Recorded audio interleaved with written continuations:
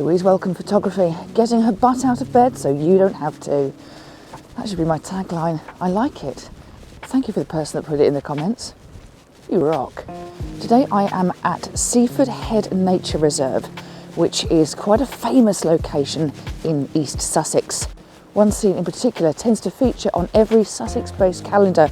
I'll show you that shortly. And do you know what? I've never shot it. I've never shot it because I can't find my own voice. It is minus 2.5 degrees. Luckily, we don't have currently any wind, so the old chill factor isn't going to hit us. My Clear Outside app announced I was going to have 100% medium cloud. I haven't got that, but there is a real big bank coming in.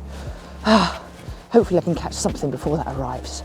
With a cold morning like this, only the foolhardy or committed get out of bed.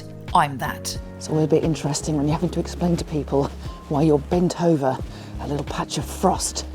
Leading down to the most famous scene probably in Sussex is this river. It's the Cuckmere River, and it meanders from way back right the way down to the sea. Let me give you a little bit of context. I'm currently approaching from the car park down this side. It's the West Bank. If I want to get to the East Bank, I've got to go all the way up and all the way down. From about 1 kilometre to the east, looking back towards where I'm standing, I've got this view. Looking south from way up that river, I shot this. Now, I came here with Photo Buddy Ben on Christmas Eve, and the tide was so low, and I got my Wellingtons on, so I was able to do something that I had never done before. I walked across the bottom of the Cuckmere River as it went into the sea, because there's a little pebble bank, and got a couple of shots that I was smugly impressed with. On this day, we had fog going in and out of the scene. Eventually it descended and we couldn't see a thing, but it made the Seven Sisters look really mysterious. Every now and then we got light punching through. It was just a great start to the festive period. When I talk about this finding your own voice malarkey as a photographer, well, I'm being quite specific because I think it's quite tricky at times. There's so much out there on social media, and also just so much pressure on us to try and find something unique. Often, I quite like getting the shot that others have got. And to be honest with you, why not? They've all shot it for a reason, so I might as well have my version of it. Finding your own voice, though, can be very tricky in a world that's oversaturated with images. And yes, I know how ironic that probably is, considering I'm contributing to the problem. What you're seeing ahead of you are the Seven Sisters. It's high tide, so I can't jump over that river. And what's emerging now, in front of those cliffs are the Coast Guard's cottages. That's the famous scene, the one that's in virtually every calendar of Sussex. Do you know what? There's a really weird phenomenon going on today. It's so cold, but the sea's got steam coming off it. I'm going to check out that I'm not having kind of weird visions. I know that steam is invisible. Steam? No. Off the sea? No. Okay. It's water vapour. I got a bit too excited.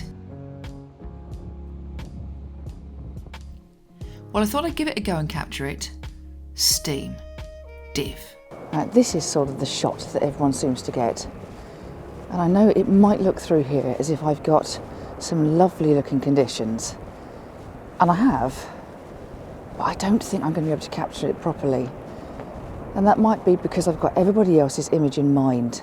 Therefore, in finding my own voice, I've never bothered.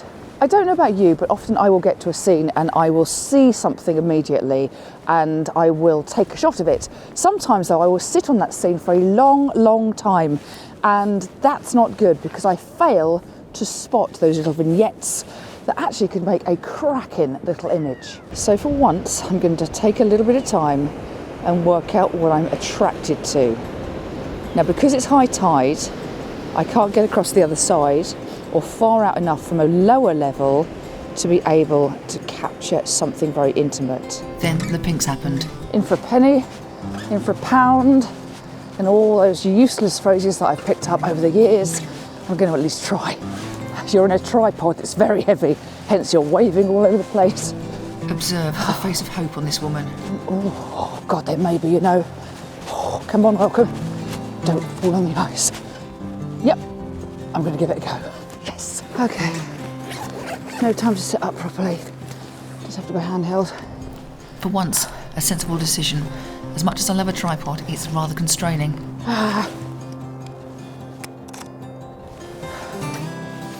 Well, I guess this is finding your own voice. Crikey.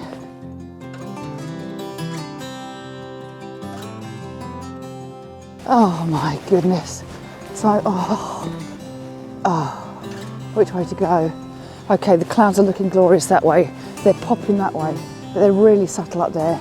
And I really like the subtleness of that, but there's absolutely not a shot in that direction. Sorry, it's a bit close. I've got this malarkey going on over here, and that beautiful malarkey going on up there. Right, come on, there has to be a shot. There was. It's quiet. It's my voice and I like it. Having just told you that I am not interested in shooting this, I can't not, but that's just glorious. Oh, come on. Okay. Let me illustrate the problem.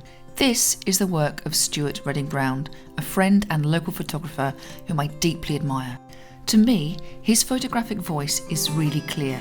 It's very different to mine, but it is strong and it is powerful. And every time I go to a classic location like this, I just see work of this quality. So I don't bother. Right, I've calmed down because I had to make a decision. Happy to watch the sunrise. It would just be so contrasty if I tried to capture it properly. I've got the sun sort of behind the houses, having sworn I was not going to take that shot because the sky just popped, but this is just what's capturing my heart this morning. Having been here a few times over the past 6 months in various conditions, I've learned that if it's high tide, then it's better to be up here or down in the water there doing some long exposure shots of the groins. When it's low tide, you can get some cracking foregrounds, whether or not Well, since it was still quite silhouetted on the cliff, I decided to make my way down to the beach. The Seven Sisters is an impressive landmark. However, erosion is a big issue. come down to a lower level, and I will get kind of in the water a little bit later on, just to shoot these lovely little wooden groiny things. Just been trying to capture some of those clouds in my composition. Now, I don't like an in-betweeny. What I mean by that is, if I'm going to do a long exposure with my clouds, I want a long exposure. I want it to drag, I want it to really show me some character, perhaps direct me in the scene. Or I want some fairly static clouds. The ones that I have been capturing because I wanted the water to be kind of fairly flat have been a little bit meh in between.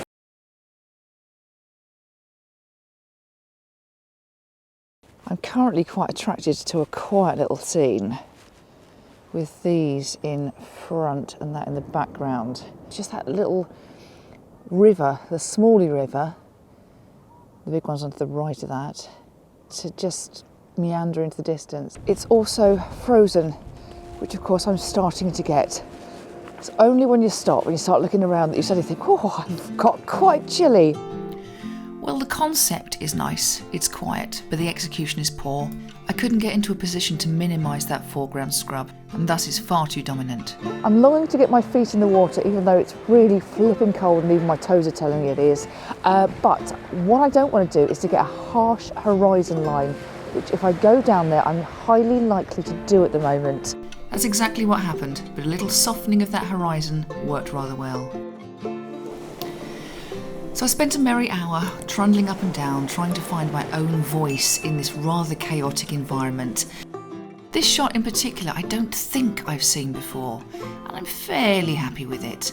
And this one too, although I've seen this many times. But then it struck me, for all my visits to this place over the year, I had never seen it at a really low tide, so had to fix that one.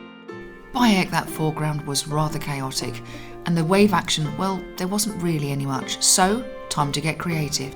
While my husband flew around exploring the area by drone, Ben and I looked for creative foregrounds, perhaps taking advantage of that little reflection before the wind eventually came up. I got 2 shots that I was quite pleased with. I really had to work the foreground because there was absolutely nothing working in that sky. Well, I confess that today it may have been a little more easy than I was expecting to have my own voice, but I think that's partly because I've come to a really versatile location that I didn't realise was versatile until today. Partly because I think I just had some splendid conditions and I was able to really make the most of some of the opposite directions and not the stereotype and more normal ones that I may see in postcards or calendars or other photographers. I absolutely was not expecting to get such a beautiful sunrise, one that just caused me bonkers decisions, that way, this way, running around. My goodness, I suspect that footage is pretty poor. So it just remains for me to say thank you so much for joining me today. For me, it's just been a glorious opportunity to get a bit of headspace. For you, it's probably chaotic mess. But do you know what? Maybe we should try and work out what our voice is and then say things a little louder photographically. Have a cracker. See you soon.